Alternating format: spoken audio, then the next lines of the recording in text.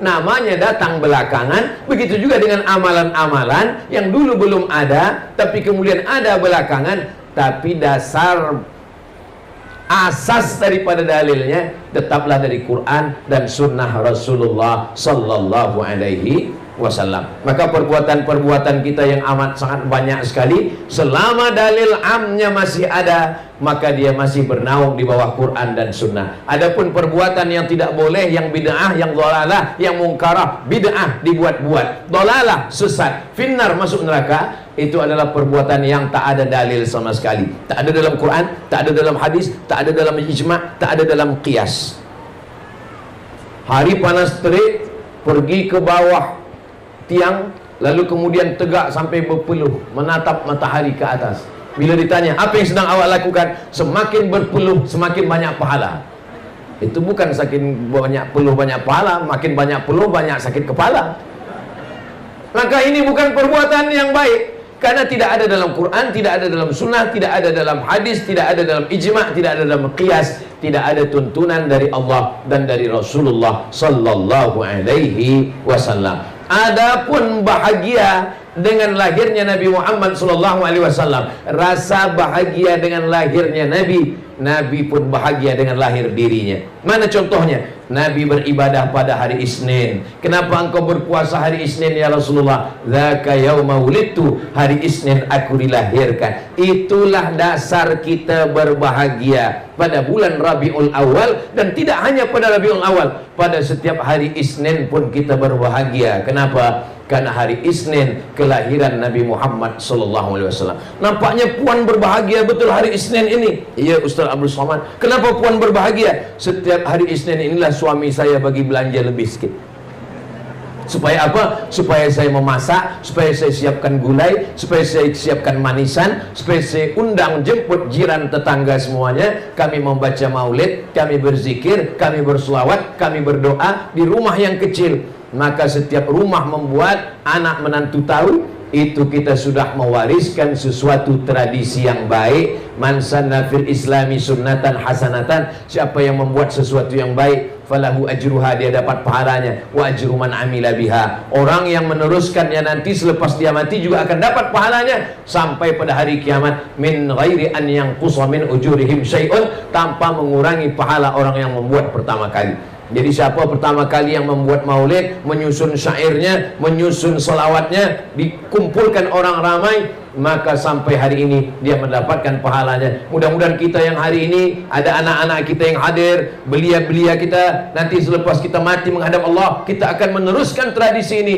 Maka insya Allah kita yang sesudah mati pun juga akan dapatkan pahala amal jariahnya insya Allah. Amin ya rabbal alamin. Nabi Muhammad sallallahu alaihi wasallam selama di kota Makkah Al-Mukarramah 13 tahun, 40 tahun dapat wahyu, 13 tahun setelah dapat wahyu. 40 tambah 13, 53 tahun Nabi tidak ada kekuasaan. Dia sembahyang di samping Ka'bah, datang Abu Jahal, Abu Lahab mencekik, menyungkup kepala dia dengan kain, mereka siramkan dengan kotoran. Itulah kenapa tidak ada solat fardu di masjid selama di kota Makkah. Selama di kota Makkah tidak ada solat fardu di masjid, sebab takut ditangkap, dicekik, dilempar, dibunuh oleh Abu Jahal, Abu Lahab. Jadi kalau ada di Sepitang ini ada orang Sepitang yang tak pernah ke masjid, berarti dia takut dicekik Abu Jahal, Abu Lahab. Kenapa laki awak tak pernah ke masjid? Dia takut ditangkap Abu Jahal dan Abu Lahab. Tapi selepas Nabi pindah ke kota Al-Madinah Al-Munawwarah, disitulah mereka solat berjamaah beramai-ramai di Masjid Nabawi, dan yang menjadi imam adalah Sayyidina wa Maulana Muhammad sallallahu alaihi wasallam. Nabi yang menjadi imam. Selepas Nabi jadi imam, Nabi mengucapkan salam, Assalamualaikum warahmatullah, Assalamualaikum warahmatullah. Nabi menghadap ke jamaah. Sebetulnya selepas sembahyang itu, imam itu menghadap ke jamaah atau menghadap ke kanan? Dua riwayat. Riwayat yang mengatakan menghadap ke kanan, bahwa jamaah meminta sebelah kanan Nabi. Sebab ketika Nabi menghadap ke hadapan, yang paling afdal jamaah sebelah kanan. Selepas sembahyang Nabi menghadap ke jamaah, maka yang afdal adalah jamaah sebelah kanan. Itulah dalil pertama kalau lepas sembahyang imam menghadap ke kanan, karena jamaah ingin mendapatkan barokah sebelah kanan. Tapi riwayat yang kedua, Nabi menghadap ke jamaah. Di Sipitang imam menghadap ke kanan atau ke jamaah? Nampaknya banyak yang tak ke masjid. Nabi menghadap ke jamaah, itu adalah riwayat yang kedua. Sebab Nabi selepas dia sembahyang, dia menghadap ke jamaah, dia nak cek satu-satu. Aina fulan, asyahidun fulan, asyahidun fulan, asyahidun fulan, mana si fulan, mana si fulan, mana si fulan. Kenapa tidak datang solat berjamaah? Sekarang banyak saya tengok imam, selepas sembahyang dia menghadap ke jamaah, tapi mata dia menunduk. Sebab dia pun takut dengan jamaah. Kalau saya jadi imam, saya selepas sembahyang tak pernah saya menghadap ke jamaah. Kenapa? Sebab saya tak ada kuasa nak menanya mana si fulan, mana si fulan, kenapa tak datang. Maka saya kalau jadi imam, selepas saya sembahyang saya hadap ke kanan, berzikir. Nabi SAW menghadap itu karena dia ada kekuasaan, memakai kekuasaan untuk mendatangkan orang solat berjamaah. Siapa yang tak berjamaah ke masjid, apa kata Nabi? La uharriqanna alaihim buyutahum la yantahiyanna. Siapa yang sembahyang di rumah, siapa yang tak sembahyang ke masjid, jangan ulang lagi. La yantahiyanna, jangan ulang lagi. La yantahiyanna, stop. La uharriqanna alaihim buyutahum, saya akan membakar rumah mereka yang tak datang solat berjamaah. Tapi dalam sejarah tidak pernah ada satupun rumah yang dibakar oleh Nabi Muhammad SAW. Itu namanya hadis targhib wa tarhib. Targhib artinya bagi motivasi semangat, tarhib artinya ancaman. Nabi hanya setakat mengancam saja, bukan Nabi membakar. Jadi saya tidak juga ingin tazkirah saya ini nanti di-cut, dipotong. Tolong kalau dengar tazkirah Ustaz Somad, tonton dari awal sampai akhir. Jangan tonton yang 1 menit di TikTok. Bakar! Habis lepas itu, habis rumah di Sipitang kena bakar semua. Nah, bukan itu maksudnya. Nabi SAW itu adalah memberikan tarhib, ancaman. Tapi Nabi tidak pernah membakar rumah orang yang tidak sholat berjamaah. Bagaimana sholat berjamaah ini? Kerana dalam hadis itu ada ancaman. Menurut ilmu usul fiqh, kalau di dalam ayat, di dalam hadis ada ancaman, berarti lil wujub, berarti sholat berjamaah itu wajib. Kerana di dalam hadis itu ada ancaman. Menurut kaedah usul fiqh, kalau dalam ayat, dalam hadis ada ancaman, berarti wajib. Maka sholat berjamaah hukumnya wajib menurut mazhab Hambali. Baru agak lapang napas sedikit. Rupanya Hambali. Saya mazhab Syafi'i Pak Ustaz. Itulah kenapa bila kita sampai ke Madinah, sampai ke Makkah, kalau dah terdengar suara azan dari Masjid Nabawi, Masjidil Haram, Allahu Akbar, Allahu Akbar, haji, haji, haji, haji, haji, tutup semua tempat belanja. Kenapa? Mereka tutup semua. Kita sangka sembahyang, rupanya dia pun minum teh dalam. Kenapa mereka menutup semua kedai, semua tempat belanja? Sebab menurut mazhab Hambali, solat berjamaah itu wajib. Menurut mazhab Maliki, solat berjamaah ke masjid sunat muakkad. Menurut mazhab Syafi'i, solat ke masjid fardu kifayah. Itulah kenapa di masjid-masjid yang bermazhab Syafi'i, asal dah ada imam sama makmum 2 orang cukuplah. Awak tak ke masjid, fardu kifayah. Saya cuma ingin sampaikan bahwa ijtihad ulama fiqh ini boleh jadi terikat dengan suatu keadaan. Jadi jangan nanti kita nak mencari-carikan dalil untuk mengambil dalil hanya untuk memudahkan hati kita. Jangan karena kita malas lalu kita ambil fatwa ulama itu untuk membenarkan kemalasan kita. Kenapa abang tak ke masjid? Fardu kifayah. Mari kita ke masjid sebab Nabi SAW. Bagaimana dengan perempuan? Sekarang banyak perempuan yang ke masjid, lelakinya pula tak ke masjid. Apakah perempuan wajib ke masjid? Perempuan, kata Nabi, lebih baik solat di dalam pagar rumah. Yang lebih baik lagi di dalam rumah. Yang lebih baik lagi di dalam bilik. Yang lebih baik lagi di dalam tempat yang sempit di dalam bilik. Seelok-eloknya perempuan sembahyang di dalam pagar, lebih eloknya lagi di dalam rumah, lebih eloknya lagi di dalam bilik, lebih eloknya lagi di dalam tempat sempit di dalam bilik. Itulah yang paling elok bagi perempuan. Inilah dalil sebagian orang mengatakan perempuan tidak elok ke masjid. Tapi ada satu hadis lagi mengatakan, la tamna'u ima Allah masajid Allah. Yang perempuan jangan larang ke masjid. Sila perempuan ke masjid. Dan kalau kita ke Masjid Nabawi, kita menghadap ke arah kiblat, sebelah kiri ini ada namanya Babul Baqi. Babul Baqi pintunya ke arah makam Baqi. Di belakang Babul Baqi ada Babu Jibril. Karena itu pintu malaikat Jibril masuk ke rumah Nabi. Yang ke belakang sekali ada namanya Babun Nisa, pintu perempuan. Mungkinkah pintunya ada, orangnya tak ada? Itu menunjukkan bahwa perempuan ke masjid. Lalu bagaimana menyelesaikan masalah ikhtilaf antara hadis ini? Maka kata ulama, kalau menimbulkan fitnah di Palestina sekarang, di Gaza, menimbulkan fitnah, perempuan boleh ditangkap oleh tentara Israel, maka perempuan lebih baik dalam bilik, dalam rumah. Tapi di Sipitang ini ada tentara Israel? Tak ada. Maka perempuan ke masjid elok, baik ke masjid. Tapi perempuan kalau ke masjid menutup aurat, pakaiannya tertutup semua. Perempuan kalau ke masjid jangan guna minyak wangi parfum yang melampau berlebih-lebih. Saking kan wanginya sampai baunya ke imam, hilang ayat imam. Berputar-putar wala ana abidun ma'abadtum wala antum abiduna ma'abud. Hilang simpang lakum dinukum waliyadi. Nah, itu tak boleh.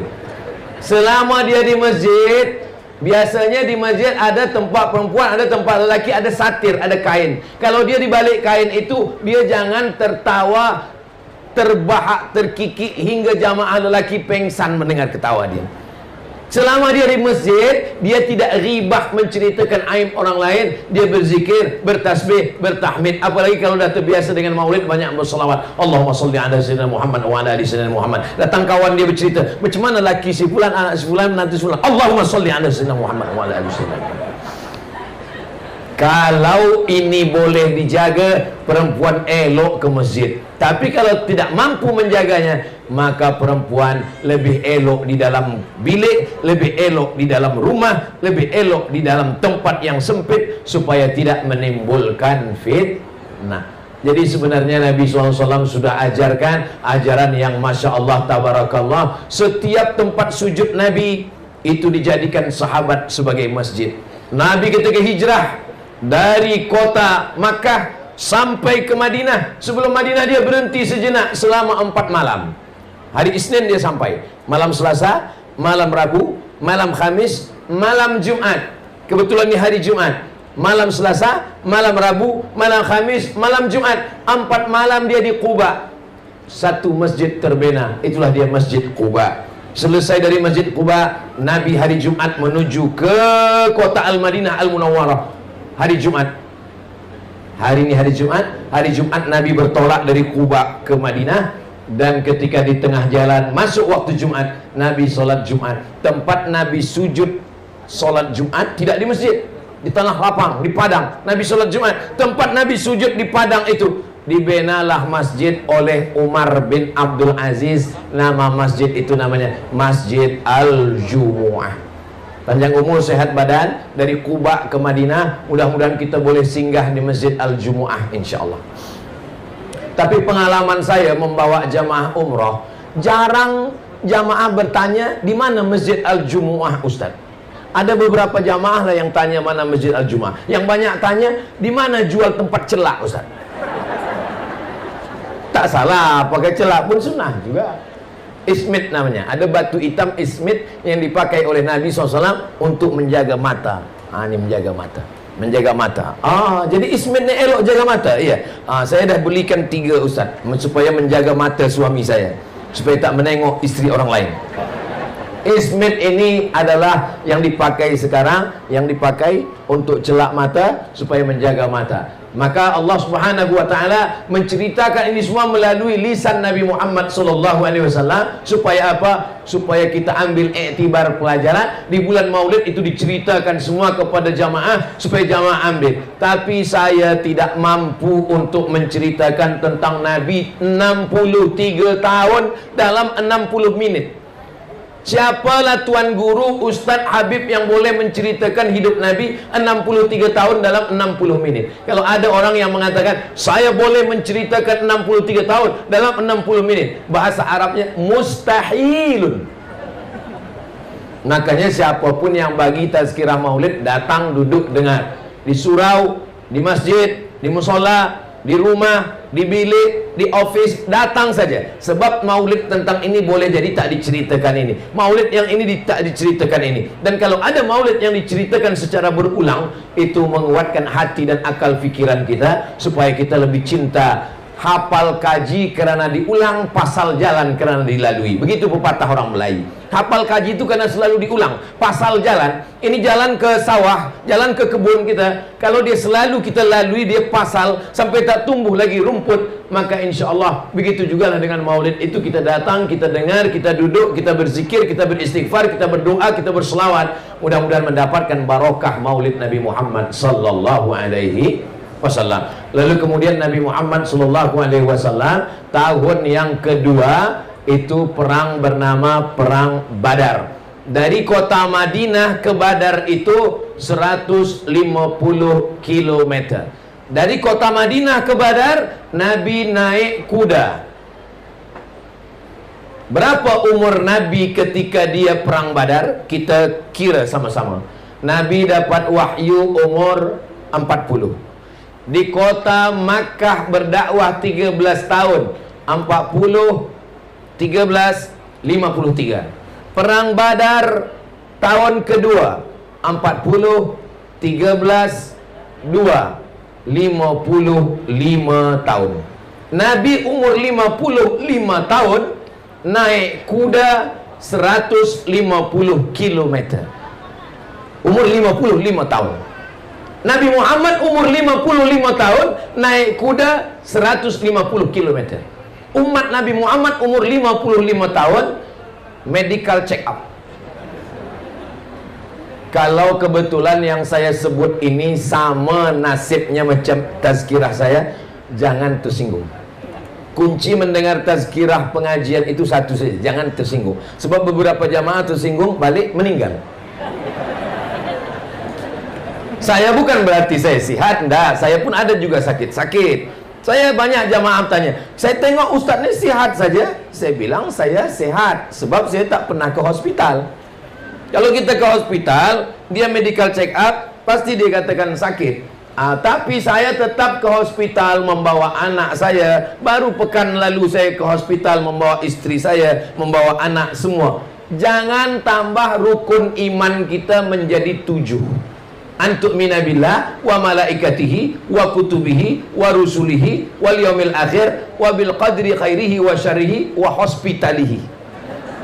Tapi kita tetap ikhtiar berusaha ke hospital. Saya tetap ada sahabat doktor. Saya tetap bertanya mana baik, mana tak baik, mana elok, mana tak elok. Tapi jangan kita rosakkan pikiran kita, rosak tauhid kita. Kita makan yang elok-elok, kita minum yang elok-elok. Kulu, makanlah. Washrabu, minumlah. Ini banyak orang sekarang duit banyak, makanan banyak, tapi tak makan sama sekali. Nak dikasih makan kambing, kolesterol.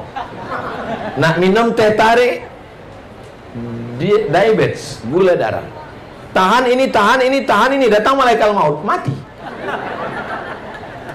Allah Ta'ala tidak larang kita makan. Kulu, makanlah. Wasrabu, minumlah. Yang tak boleh, wala tusrifu, jangan berlebih-lebihan. Saya dijemput ke tepi laut. Sampai ke tepi laut, di atas meja semua jamuan makanan ada. Ketam ada, udang ada, sotong ada, kerang ada, semua ada. Yang di samping itu saya tengok ada tentera, ada polis, ada ketua wilayah, ada semua ada. Saya tengok semua, tak ada satu pun yang makan. Kata saya, kenapa tuan-tuan takut nak makan? Saya ajarkan doanya. Bismillahilladzi la yadurru ma'asmihi syai'un fil ardi wala fis sama. Kusebut nama Allah. Kalau sudah kusebut nama Allah, satu pun tak ada yang boleh mendatangkan mudarat, baik di bumi maupun di langit. Ketam ni kan di bumi, ya, dia tak boleh mudarat. Burung ni di langit, ya, dia pun tak boleh mudarat. Jadi kita makan, Ustaz, makan. Nanti bila saya sakit, saya tak tahu. Kita ni hanya ikhtiar dan usaha. Semuanya kita balikkan kepada Allah. Bismillahirrahmanirrahim. La haula wala quwata. Saya kalau terlampau takut, kalau terlampau mendengar cakap orang, saya tak akan sampai ke Sipitang ini. Ustaz nak ke mana? Saya nak pergi ke Malaysia. Malaysia di mana? Malaysianya nanti ke Sabah, ke Sarawak. Dari Pekanbaru Riau transit di KLIA. Dari KLIA terbang ke Kota Kinabalu. Dari Kota Kinabalu terus sekarang Sipitang. Nanti terus lagi esok sampai ke Bintulu. Nanti lalu kemudian Sibu. Dari Sibu baru balik. Kalau didengarkan cakap orang, oh jauhnya. Belum lagi kita berjalan, kita dah mati duluan. Hidup ini sebenarnya tidak susah. Hidup ini sebenarnya tidak payah. Hidup ini tidak sulit. Hidup ini tidak sakit. Yang susah, yang payah itu adalah mendengarkan komen orang. Betul tak betul? Banyak yang mengaku betul. Zaman dulu, kalau kita duduk di rumah, kita kunci pagar, kita kunci pintu, kita kunci tingkap, kita kunci rumah, kita tak dengar komen orang. Zaman sekarang, kita kunci pagar, kita kunci bilik, kita kunci tingkap, kita kunci pintu, kita kunci rumah, kita duduk di rumah, kita tetap di komen orang. Di mana? FB, Instagram, YouTube, TikTok paling banyak. Maka yang paling tenang adalah kalau kita tidak mendengarkan cakap orang. Cakap orang ini 1000 orang, 2000 cakapnya. Cakapnya lebih banyak daripada mulutnya. Maka yang paling tenang adalah betul kata Allah, betul kata Rasulullah, betul kata ulama, sir ala barakatillah. Bismillahi tawakkaltu ala Allah, la haula wala quwata illa billah. Saya nak masuk hutan. Saya dalam program 6 bulan sekali masuk ke hutan. Saya dengar kabar Ustaz nak masuk ke hutan. Iya. Oh, hutan ni banyak hantu, Ustaz. Nanti bila Ustaz masuk ke dalam hutan, orang hutan ni nanti bagi Ustaz jampi-jampi, Ustaz kena racun, Ustaz nanti ditangkap harimau. Ustaz, saya dah balik 10 tahun masuk hutan sampai sekarang. Harimau pun tak ada selera nak makan. Yang penting kita berdakwah karena Allah Subhanahu wa taala. Masalah cakap orang jangan kita hiraukan. Maka inna a'tainakal, aku kata Allah Ta'ala sudah bagi kamu nikmat yang besar. Inna a'tainakal kautsar. Bagaimana membalas nikmat Allah? 2. Fasalli li rabbika wanhar. 2. Cara membalas nikmat Allah yang pertama, fasalli, sembahyang. Tegak, rukuk, sujud, duduk, terus sujud, tasyahud, salam, zikir, doa. Fasalli li rabbika wanhar. Wanhar berkurban. Duit, beli kambing, beli lembu, berkurban. Fasholli li rabbika wanhar. Adapun musuh engkau, orang yang mengolok engkau, orang yang mengejek engkau, inna syani'aka, selalu mengejek, selalu mengolok, jangan lawan. Bacakan aja ayatnya. Inna syani'aka huwal abtar. Kalau kita baca ayat ini, sebenarnya bunyi ayat ini macam-macam tak sesuai. Mana boleh Ustaz sebut ayat Quran tak sesuai? Bunyi ayat ini mestinya begini. Inna a'tainakal kautsar. Kami sudah bagi nikmat besar pada engkau. Fasalli li rabbika wanhar. Balaslah nikmat ini dengan sembahyang dan berkurban. Inna syani'aka huwal abtar. Musuh engkau mestilah engkau maafkan. Tapi ayatnya tidak begitu bunyinya. Inna a'tainakal kautsar, kami berikan engkau nikmat yang besar. Fasalli li rabbika wanhar. Balas nikmat Allah dengan salat dan berkurban. Inna syani'aka huwal abtar. Musuh engkau jangan engkau pikirkan, serahkan kepada Allah Subhanahu wa taala.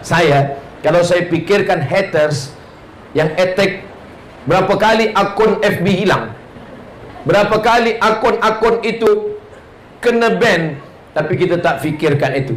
Iyakah Ustaz Somad tak fikirkan komen-komen orang di Instagram, di YouTube, di TikTok semua?